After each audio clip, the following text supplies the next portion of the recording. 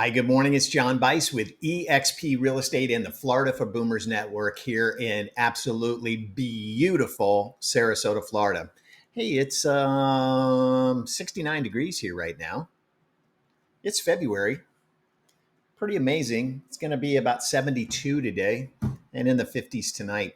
We have this for about 6 months of the year. It's pretty outstanding. So today we're going to talk about setting your expectations for you and what to expect here, because I'm getting a lot of people that are not doing research before they come here and going, oh, this is amazing. This isn't what we expected. We heard the traffic was terrible. So I want to set some expectations for you, for yourself, and to help me help you.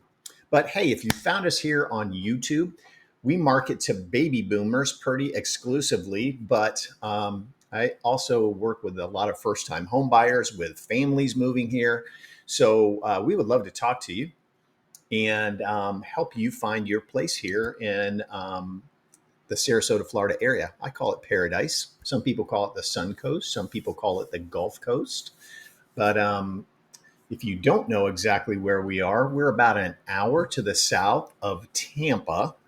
We're about an hour to the north of Fort Myers. So we're right in that pocket right there. Just an amazing location with beautiful beaches. So if you found us here, subscribe, hit the notification bell, and 2 to 3 times a week, I put out information about our area, about living here, things to expect, the truth about things like taxes and traffic and hurricanes, and is there an alligator in that lake back there? The truth about it, okay? Lived in Florida, born and raised here. I've lived here all but probably 7 years of my life. So long time. So anyway, setting your expectations. It's very important for me to know and for you to know when you come down here looking, when are you planning to do this? Ideally, when would you like to be moving into that new house? And I say that for a number of reasons. Yes, we do have some resale properties, believe it or not. Yes, we have what we call spec homes already under construction that would be a lot faster to move into. And we have new construction homes that are going to take a while to be completed. Most of the builders now, we're in 2024, so most of the builders are back to 9 to 10 months in the building process. Some are still very slow, 12 to 14 months. And if you get into something that is what I call semi-custom homes, you might be looking at 18 months. So it's very important for me as your agent and you to know when do you want to actually be moving into this house and the time frame for all of those things. If it's a resale, you can close in 2 weeks. Some people will wait 60 to 90 days. Some people are building something else and they're willing to lease their house back. So those are all things to consider. Financing. Are you going to finance? Do you know the advantages of financing if you're building a home? Are you going to use cash? That's about 60% of our market in all price categories is cash, because a lot of people have sold another property or pulled out money that they've invested over the years. And they're like, oh, I'm done with mortgage payments. I don't want them anymore. Paying cash. Well, if you're working with a builder, would it make sense? They're offering you $25,000 worth of incentives to work with their lender. Is it worth going through the process to get a mortgage, to use their money for all of your closing costs and possibly some upgrades on the home?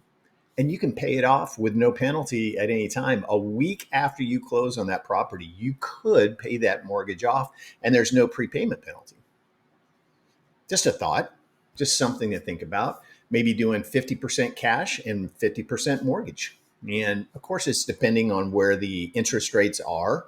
But if you can pay it off after a week, a month, 6 months, We're about 6.45 right now on interest rates. My first house, by the way, I bought in 94, 9.25. Didn't think a thing about it. My parents had a mortgage at 18%. Yes. And I remember when they sold that house, moved to another house, it was still at 13%. So historically, we're still low. We're not at crazy low rates, but we are 6.25, 6.5 is still pretty historically low for mortgage rates.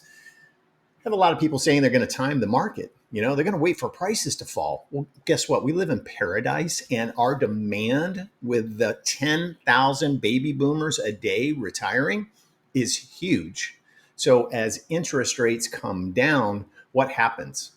Demand spikes way high. So let's say our interest rates drop to 5%. How many more people would that put back into the market? And when the demand increases, what happens with prices? They go back up. So timing the market, just listen to what I just said. Pretty difficult to do. So anyway, there we are. So how much, when, where? We are not going to be where you came from. We are a coastal beach town. Okay. I've had people come here from North Carolina. We don't have mountains. We don't have these amazing mountain scene wooded areas. We're not upstate New York. Yeah, we don't have 6 months of snow, and we don't have all that wooded area, all that stuff. Or Michigan with, what is it, 10,000 lakes and all that. We don't have that. We have the beach. We have super friendly people. We have lots of opportunity to live here in paradise. So again, setting your expectations. If you're looking at areas of Lakewood Ranch Parish, Venice, Welland Park, you have to remember one of the comments was, we're building on swampland. No, we're not. We're building on farmland. If it is a wet protected area, we cannot put houses on it. Like the Del Webb Bayview in Parish, throughout the community, there's wetlands that are absolutely forbidden to go near, build near. You can build behind it, but you can't build anything close to being on it. So these areas were farmland. They're not going to have this huge, mature landscaping. That takes about 5 to 7 years for that to happen. If we go into the Del Webb of Lakewood Ranch, the front section, the first third of that, there's 1,200 homes. You'll see the mature landscaping because it's about 8 years old now. So it happens, but don't expect to come here and see this lush, oak trees and everything in these new construction communities. It'll happen, but it's going to take a bit. We do have those areas where I live. It's called Palm Air. Beautifully landscaped, beautiful trees. But this area was started in 1982, I believe. My house, I always tell everybody, my house was built in 83. So larger lots, old school homes. We have the living room. We have the family room. We have a dining area. So old school. It's not the new construction, great room. Everything's in one room. So it's very different. So set your expectations for that, what you're thinking you're going to want. These master plan communities, all of them, it's not a zero lot line, but if you're on a regular lot, there's going to be about 12 to 15 feet between houses. Yes, I said that right. 12 to 15 feet between houses. Okay, so you're not going to have like a half-acre lot building in these master plan communities. Once again, we have those type of communities. We have University Park Country Club, which is right next to Palm Air, where I live. You play on that golf course and it looks like you're in North Carolina. Absolutely beautiful. But the homes are built in say the late 90s into the early 2000s. So they're a little older, absolutely beautiful, still built the old school way. Country club community. So yes, we have those type of things. You go to West Bradenton, heading out towards the beaches. There's some beautiful communities over there with very mature landscaping. But you can't come here and say, "Hey, John, I've got a budget of 600,000, and we're looking for something that has a view of a golf course and a golfing community. Right now, we've got a lake behind our house, and then the golf course is on the other side." Oh, really? When was that built? Oh, 1975, right? So if you're looking at new construction, contemporary prices of material and labor and all those things, you got to be realistic about what it actually is that you're looking for. This area, everybody that comes here to visit and we go on a tour, they're stunned by the lack of traffic driving through Lakewood Ranch.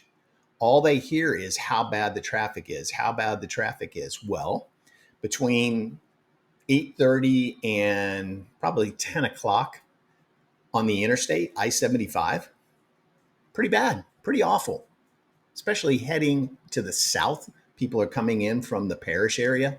And then in the afternoons, between 4 o'clock and 6 o'clock, everybody's heading north, and it's stupid congested, and there'll be no reason for it.